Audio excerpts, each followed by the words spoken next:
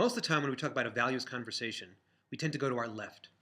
We tend to talk about social justice, we talk about liberty, we talk about egalitarianism, and while I would argue that those are universal values that are important left, right, and center, they've often been seen as the province of the left. So my first message today is let's open up the conversation.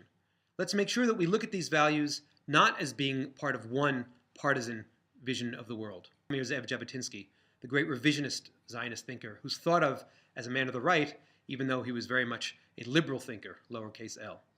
Central to Jabotinsky's vision of Judaism, of Zionism, of the Jewish state he hoped would be created, although he died tragically in 1940 and never got to see it, was the notion of hadar. Hadar means glory, but not glory in a self-indulgent, egotistical way.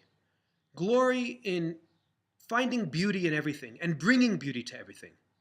He talked about, and this of course is in the 1930s and 1940s when the Jews were pathetic, often oppressed. He talked about our proud history. He talked about how every Jew, no matter how poor, was a prince. How every Jew, no matter how many times they encountered anti-Semitism, was part of a great Davidic tradition. And he wanted to bring that notion of hadar, of glory, of self-pride, to every Jew and to every Jewish action. I think in Israel we could use a little hadar these days.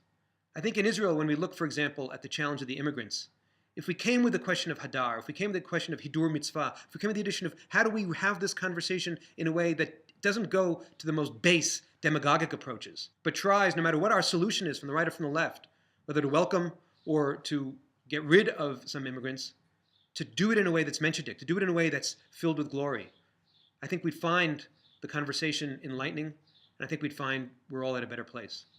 And so that's my recipe for today. A little bit of Jabotinsky, a little bit of hadar, and a political secret. When you try to understand some of the things that go on in the Netanyahu government, some of the things that go on between him and Ruby Rivlin, some of the ways in which the two of them have stopped some of the ugliest pieces of anti-democratic legislation, you could find a linkage